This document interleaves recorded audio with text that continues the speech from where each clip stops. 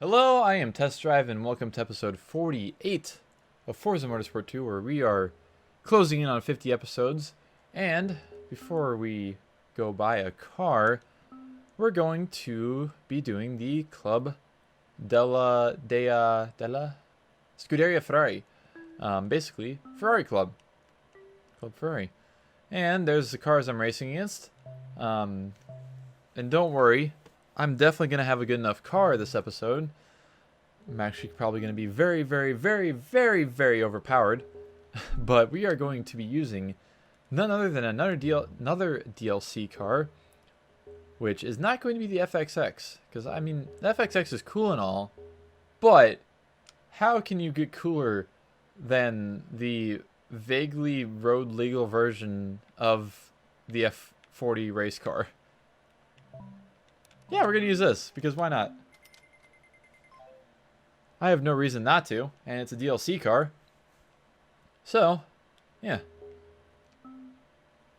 Let's just fucking send it. It's race car time, kind of race car. But there we go. We have these tracks, Silverstone, Sebring, Laguna, and Mugello.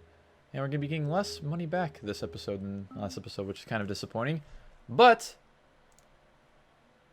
I'm going to hit a new level this episode, which is going to be pretty cool. I'm not going to lie.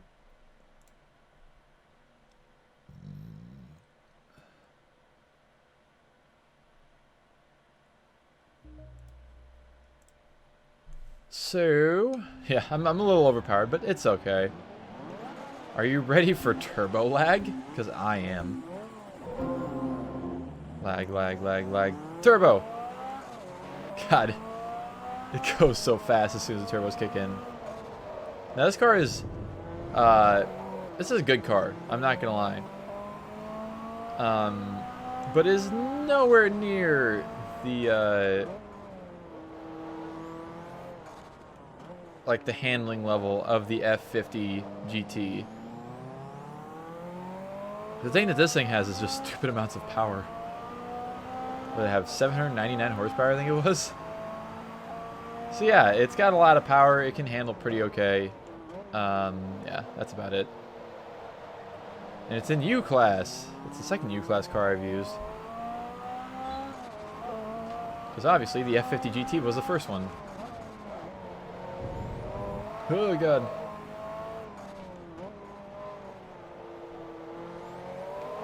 Yeah, it wants to slide around corners. The F50 did not want to necessarily slide around corners. So this car's a lot different because it still has like the little tiny V8, I'm pretty sure, with twin turbos. But it makes a lot more horsepower, probably because they just fucking turned the boost up a little bit. I mean, considering we have the numbers 2 and 3 on the boost gauge instead of just 1, like usual, yeah. It's got a lot of boost. It doesn't rev that high. I mean, at least compared to... It does rev high. It revs to, you know, 8,200 or whatever for the red line. But it doesn't quite rev up to 11,000 RPM like the F50 did. And it also looks cool. It lost its pop-up headlights, but oh well. Still a neat looking car though. Oh fuck.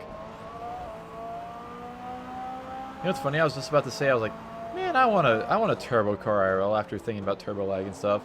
And I'm like, oh yeah, I own a turbo car that currently does not run well enough for me to drive on the roads. I mean, it does. Don't get me wrong, because I have driven it in its exact condition on the roads for many miles. And by many, I mean like 700.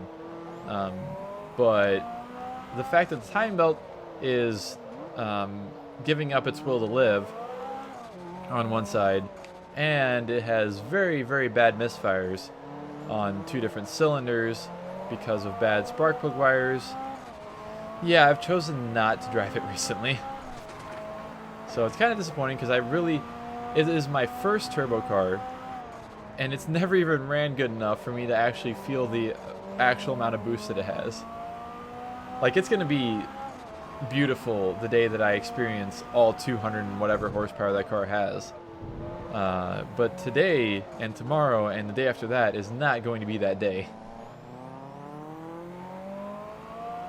And I also got to change the timing belt because I don't really want to. I wouldn't really grenade the engine because it's not an interference. It's a non-interference engine. But I don't trust the fraying timing belt to last. And if it goes, the car doesn't run. It may not destroy the engine, but the engine's not going to run, and I'm going to get stuck somewhere. So I'm avoiding driving it for now. Plus, my Lexus is broken. It's currently over in the garage, actually straight behind me. If you see there's a window behind my head somewhere that you can't see it through because it's not tall enough. But yeah, it's over there, just disassembled at the moment. Need to continue fixing that at some point. And my Ram, there's a few things I need to do to it. Honestly, fuck, it's hard to, so here's the thing. My Lexus is great. I like my Lexus a lot. If you don't know, I have a 1994 Lexus LS400, which you can see many videos of, and also all my other cars on my other channel, which is linked in the description below. So I have a 94 Lexus LS400. It has 174,000 miles. It just passed over it, basically the last time I drove it. But you know, it has some problems here and there. It has the major problem of a very, very bad rear wheel bearing that we're trying to fix at the moment. And by trying, I mean we are trying to take it apart still, because who knows how to take it apart, because it's a Lexus. But it has a few other things that needs to be done with it. It really needs the driver's seat, like, I guess, reupholstered, and also like refoamed, because it's very, very uncomfortable for long trips. It makes me super uncomfortable after about an hour of driving, if not less. But otherwise, like, it's been, you know, it's been exactly what it needs to be. It's been a reliable daily driver that I've driven a shitload, especially these last like 6 months, because I've been working at a place I have to drive. I drive 50 miles a day now. Plus, you add on road trips and various other drives to, you know, other places, ranging from a few miles away to 30, 40, 50 miles away. And it's racked up a decent amount of miles under my ownership. And the thing is, so I have a 96 Dodge Ram as well, which is what I've been driving since the Lexus has been down. And it needs some work as well. It needs new gas tank straps, which I actually have, but I need to install them. I just haven't had the time to install them yet. Plus, the garage is being used by the Lexus, so we gotta wait on that. The ratchet strap that I have will have to hold for a little bit longer. But the thing is, that fucking Ram is so nice on road trips. Like, it's amazing how comfortable that truck is. And it's a 5-speed manual with a 318, so it's also extremely reliable. I've had not a single issue with anything driveline related on that truck since I got it, besides the fact that the cruise control didn't work whenever I got it. But I'm lapping somebody. I found out that was because there was a vacuum line that was basically just cut in half, so we fixed that, and the cruise control works fine. But it's like, what I was wanting to do with the Ram, basically, I traded my Ford Ranger for it because I was like, you know, I kind of wanted the full-size truck, and I kind of wanted a Ram. That's like exactly what I want, is a later Cummins, like an 01, 02 Cummins with a 5-speed or 6-speed. God, I wish I would have had the chance to buy my uncle's old truck, which was basically exactly what I want. It was a 2001, I think, Ram 2500, extended cab, short bed, 4-wheel drive, Cummins, 5-speed manual, and it was the sport package in red. So it had the cool front bumper, and it had the fancy clear headlights and stuff. And like, if I were to find, or if I were to like look for one of those trucks, that's like exactly what I would look for. But yeah, basically I traded my Ford Ranger for this Ram, plus a few $100, and it's been great so far. It's been reliable and everything. Yeah, that sounds about right. I've never actually driven a 6-speed Cummins. I've only driven 5 speeds, but even in those you didn't need first gear. So the thing is with the Ram is that basically I bought it and I was like, okay, since I really like these second-gen Rams, but I really want a Cummins one, I'm basically just going to buy this truck, or get this truck, and just keep it around as a truck. And basically save up, and whenever the time comes around, whenever I can find one that I like, trade it, plus a decent amount of cash because they're expensive, for the Cummins truck that I would want.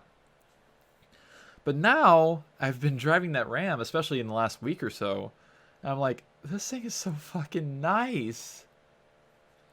Like, it's comfortable, as I mentioned. I just drove to Chicago and back this past weekend, which is a 300-mile drive each way, and I never had an issue with getting uncomfortable. Actually, my knees got a little uncomfortable towards the end of the drive, but I think that's because of the way I was sitting, maybe. I don't really know exactly why.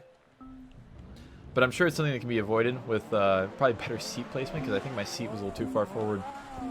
And, but it was like perfect, you know, and especially driving across this fucking state of Illinois, where everything's flat. I just set the cruise control and never touched anything. Never hardly needed to shift down. If I needed to slow down for traffic, I would just hit the cruise control decelerator button. And it only has 136,000 miles on it, which compared to basically every other mid to late 90s Ram you see is very, very low, at least in my area. They're usually at like 200,000 at least. And it's not, the body's not rusted, too bad. Oh, I'm gonna die. We're gonna keep all that in, by the way. I don't feel like re-saying anything that I just said. Yeah, 300,000 miles, that sounds about right for a Cummins. The one that my uncle had that I wish I could have bought, but I didn't have the money, and also definitely was not in the market for buying a truck like that.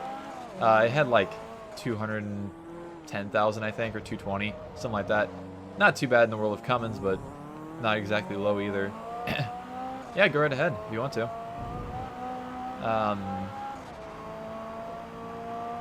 I don't know what I was saying, but something about mileage. Oh yeah, the body. So, I mean, they tend to rust out pretty bad, which mine does have rust. But the thing is that there's rust on the bottoms of the doors, which is a very, very common spot to have rust on them, as I've seen in many of these Rams. There's rust there. The rear bumper is rusted out, which is another common place for rust.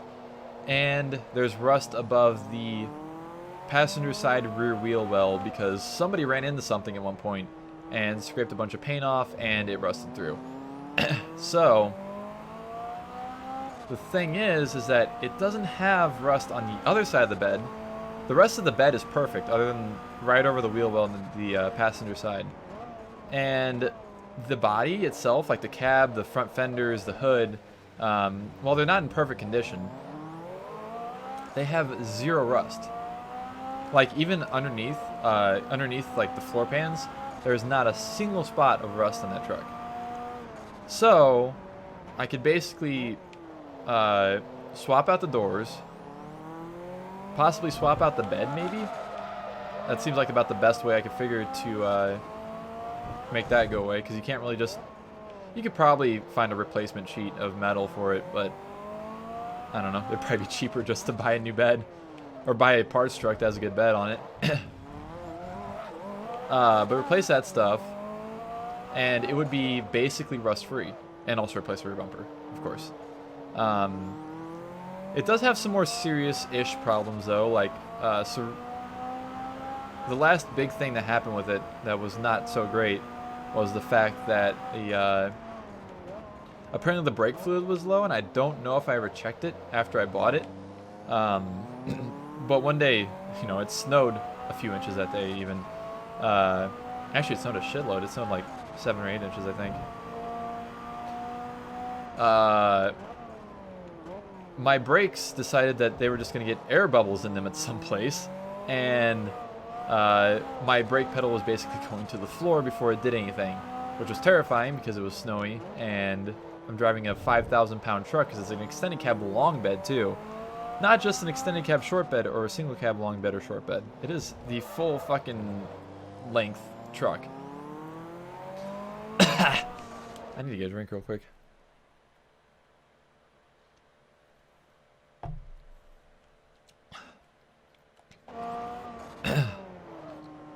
Which, yeah, extended cab long beds are like pretty common for 2500s, but not so much for 1500s. And especially not with a manual transmission. Alright, I'll check them out after this this race real quick. I'll finish this up. But yeah, the brakes just, you know, they got an air bubble in them somewhere, and they decided to not really work. So we were going to try and bleed the brakes, me and my dad.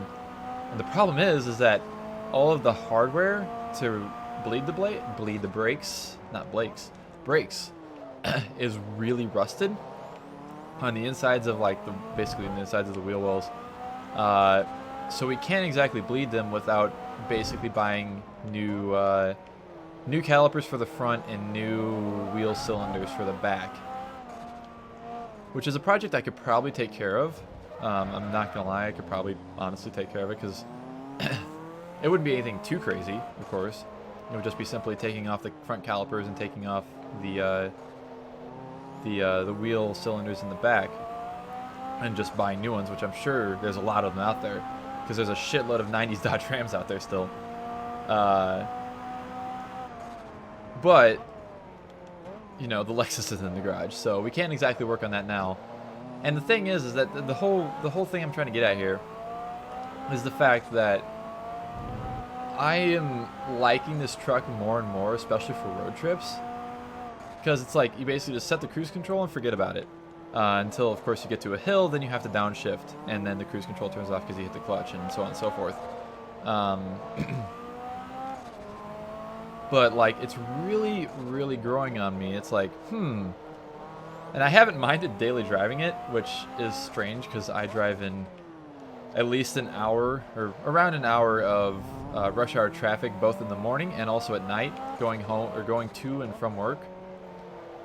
So I'm like, I could, you know, fix this truck up a little bit and have just a seriously just good daily driver. But then it's like, what do I do with my Lexus? Because that's my Lexus's job. And if I don't care for it on road trips, then fucking what's the point? Like, it's a cool car and everything. Like, I love it. I love the Lexus LS400.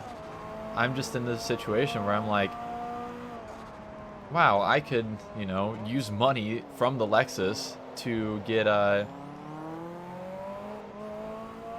to either get a nicer truck or to make the one I have nicer. So I don't know. I'm in a conundrum with that. Outer Denver area. That's kind of cool. I always wanted to visit Denver. I will someday. I'm sure I'll end up driving through there at some point, because if I want to go basically anywhere West Coast, I'm probably going to drive through Denver. Unless it's like Oklahoma. Or if I go to like maybe San Diego or something, I would probably drive south and through the more southern states. But anywhere else, if I drive fucking like to Seattle or something, oh bud, you're in my way. Oh god. Oh god. Ow.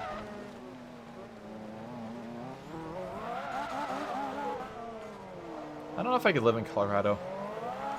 Like, snow in winter is neat and all, but like, with my field, aka wanting to make videos of cars, the less there is of snow, the more optimal the conditions are for making videos of cars. Of any cars, really. Unless I like wanted to do something snow related with a 4-wheel drive vehicle or something, which kind of sucks. But you know, straight south of me is a pretty decent state. So, I don't know. If I ever actually move out of Missouri, which who knows if that'll happen.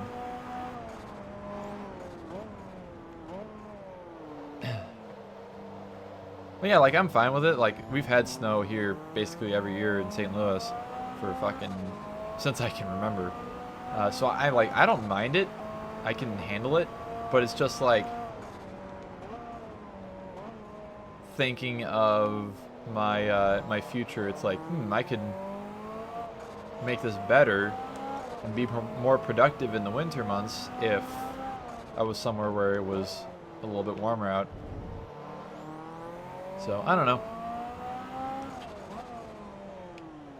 but that's all very far in the future anyway, so who knows. My car is sad, and I'm sad because my car is sad. But speaking of that southern state, like, it's the state you think of when you think of the South, probably. Radwood, Austin is a thing next month, the end of next month, and I think I'm still going to drive down there. I was planning on driving, so my my idea was, it was either going to drive my Ram and trailer the TC by Maserati all the way down to Austin, Texas, because obviously I'm not going to drive the TC down there, because A, it's a 31-year-old car, no, yeah, 31-year-old car that sat in a barn for 20 years, that wasn't necessarily reliable to begin with, and I don't want to just be in the middle of nowhere, Arkansas or Texas, and break down.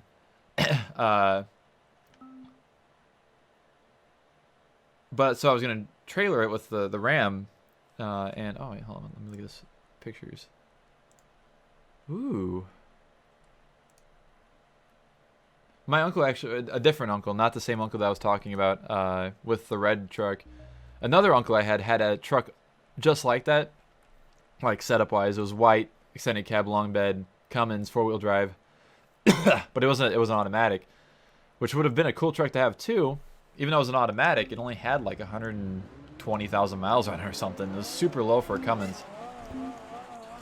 But yeah, I was gonna either I was gonna either drive the Ram and trailer the TC all the way down there, which I might do now, considering I'm like, wow, driving this Ram is really nice, even though it's gonna be very very slow, I guess you could call it, with a trailer and a car on it. It's slow as it is now. It's not going to be fast at all.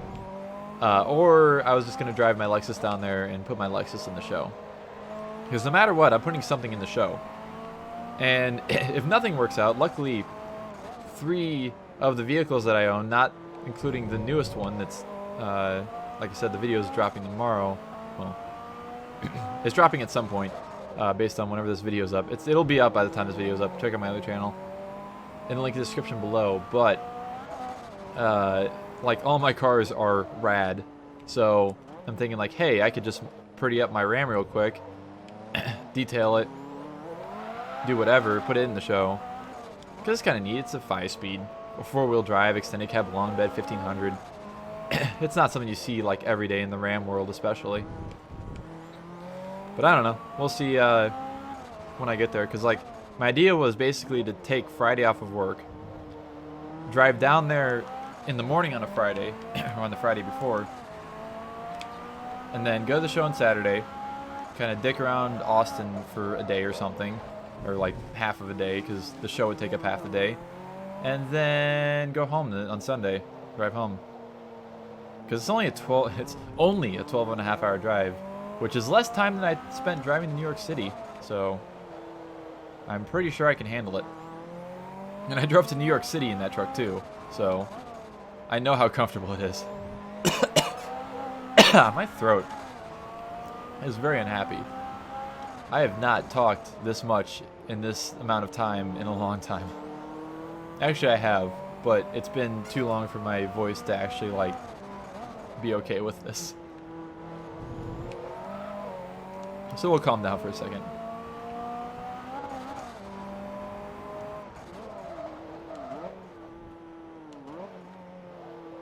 And that's the thing, is like, do I, you know, try and find some green Dodge Ram doors in the next month and a half? Or what? Because I don't want to enter a rusty truck into the show. But, I don't know.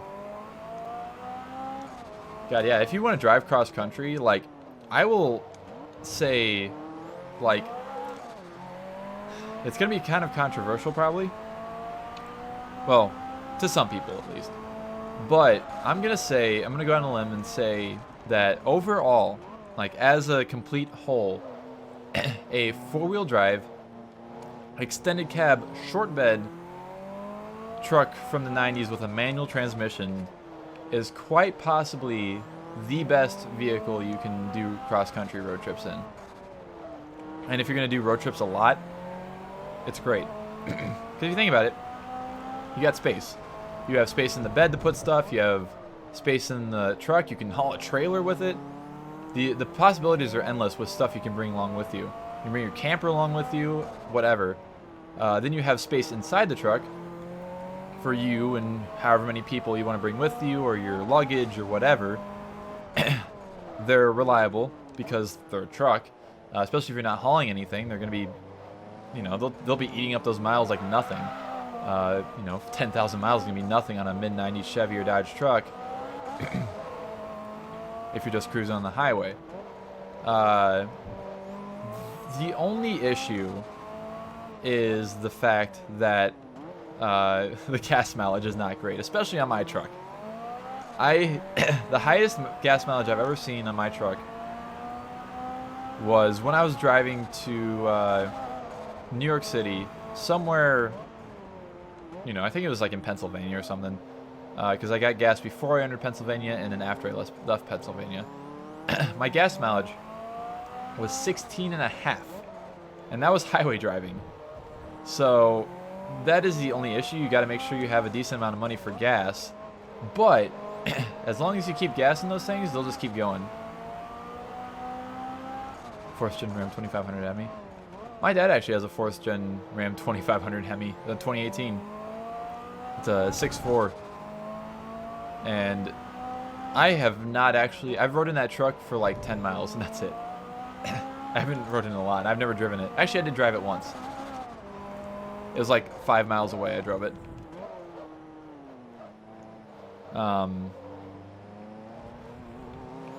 And it's also a single cab long bed truck. I'd like to do a review on it at some point. I should do that at some point. The thing I don't like about those is that the seats are just not nearly as comfortable, at least to me, on the newer trucks. Like, after the 2nd gen Ram, they seem like they just got really hard.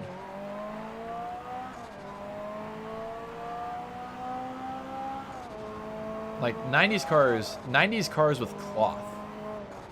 As long as they're not completely worn out, they are just the most comfortable seats you can find.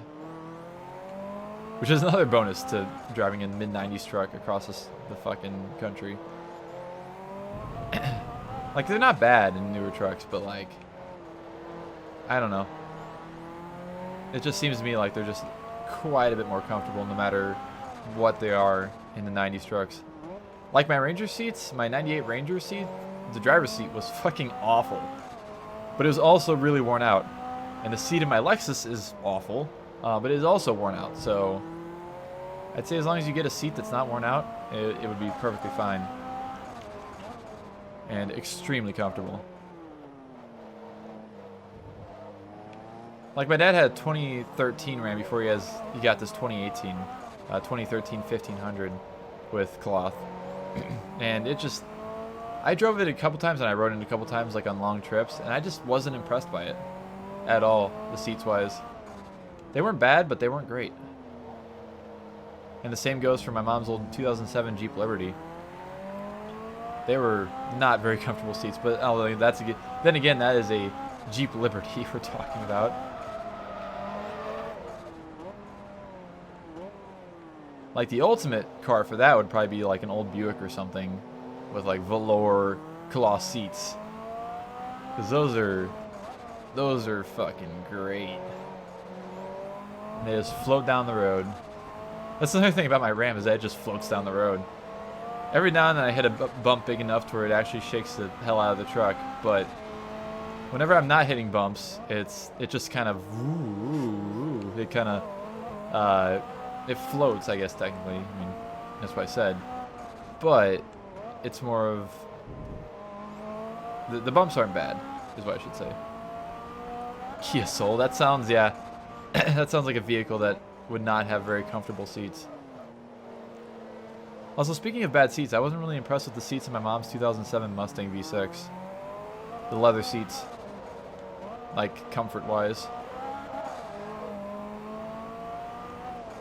Oh, God. I also was not impressed with the seat in a 1989 Chrysler Conquest TSI. But just the fact that I was driving that car on a 100+ mile road trip was fantastic. The seat was not comfortable, though. It had no padding. Yeah, it sounds like my Lexus, honestly. Which again is surprising, considering it's supposed to be like the fancy, big luxury car, you know, floats down the road. Although Lexus doesn't really float down the road. It's not like a Crown Victoria. It's more, I wouldn't consider it sporty, but I'd consider it a stiffer ride.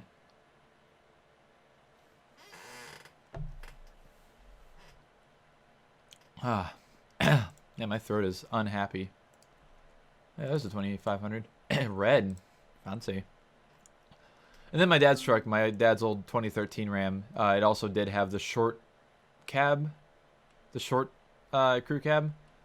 It didn't have the longer rear doors, so the rear seat was not comfortable really at all.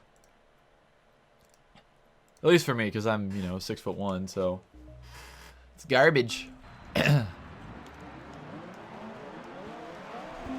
Quad cab? I guess it is a quad cab, wouldn't it? Because the quad cab was given to the 98 plus extended cabs that had the rear doors at first, and then the quad cab turned into the actual 4 full doors. You know, they all open from the back on the 3rd gen, and then whenever they started adding like the mega cab and whatever, I guess the crew cab is the one in the middle, because you have the quad cab, which is the short rear doors, then the crew cab in the middle, and then the mega cab as the fucking big one. I always thought the mega cab looked silly. Like, it's neat and all, but like, it's just, it's too long. The cab is too long, and the bed is too short. Especially, I mean, I don't actually know what like the different bed lengths in those are.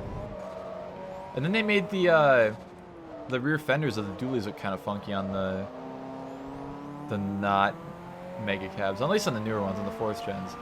The 3rd gens were actually kind of cool because they had like the older style, the smaller fenders on the rear. I like that style. They were like the 1st gens, the 1st gen dualies.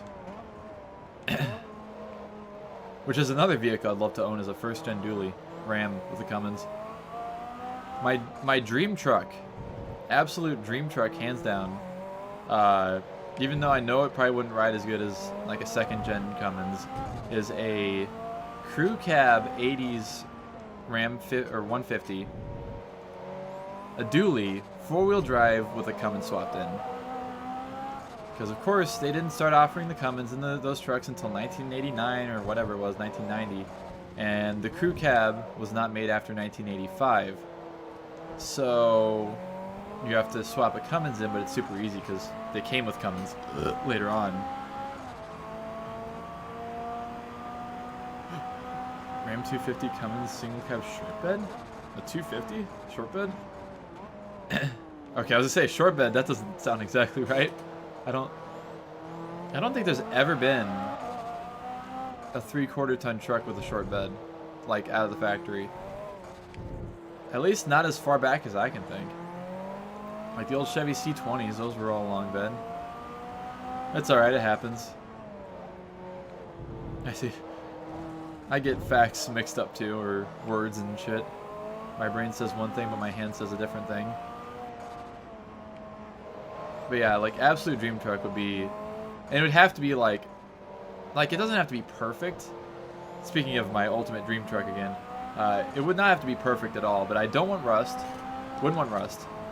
And I would want it to be in just good working mechanical order, like not worn out suspension or steering or whatever parts. But like, you know, if the paint's not great or if it's a little dinged up, I'm not going to care. But yeah, that is like the ultimate dream truck. Because I watched a series on a channel called The Boss Garage on YouTube, where they did a 12-valve Cummins swap into a crew cab dually 4-wheel drive 1st gen Ram. And I watched that and I was like, this is really fucking cool. I really want one. And now I want one. So, yeah. I'll check that out after this race. Actually, this race is the last one, isn't it?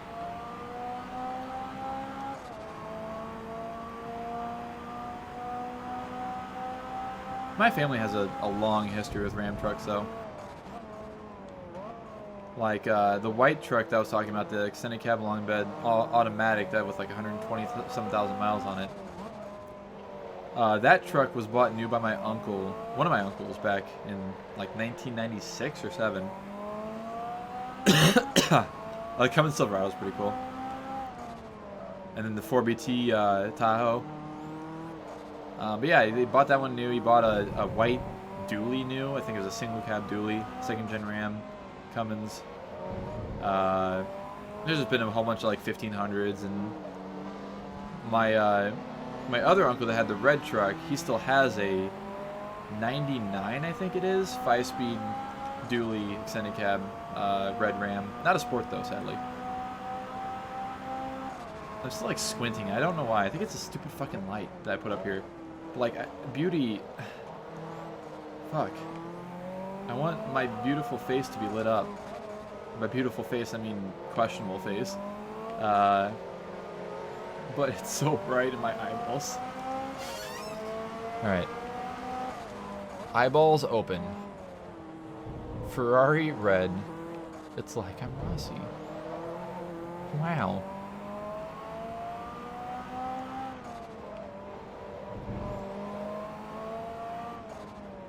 And this is exactly why I like streaming this game, because like the last 2 hours has went by so quickly. Because I've just been talking about shit and talking to people about shit. If I was recording like on my own without talking to anybody else, I would just be sitting here in silence right now probably. And be like, oh, there's a turn. Whoa. Oh, there's a yellow car in front of me. Like, it would just be extremely boring. As it was when I originally did this game as a Let's Play. Although I usually tried to do like a story time kind of thing in every episode back then. But, you know, if I'm trying to record more than one episode in a day, it's like, what the fuck do I talk about?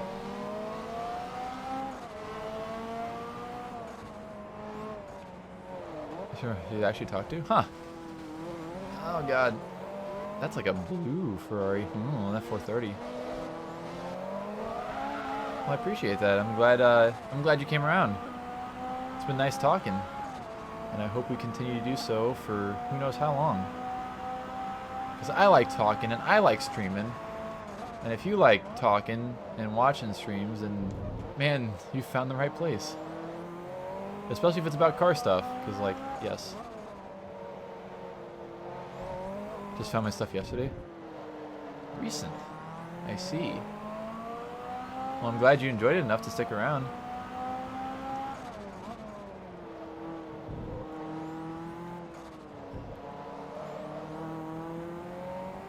Because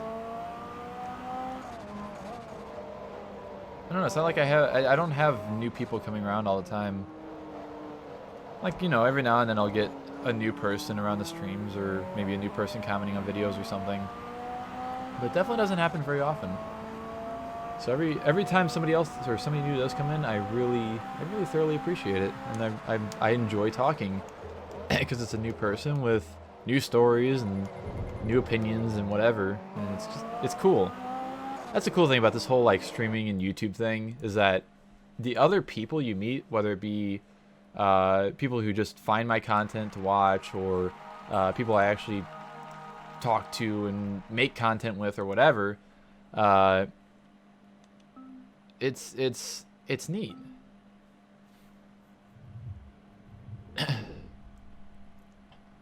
And right now, especially, because it's more personal, I guess.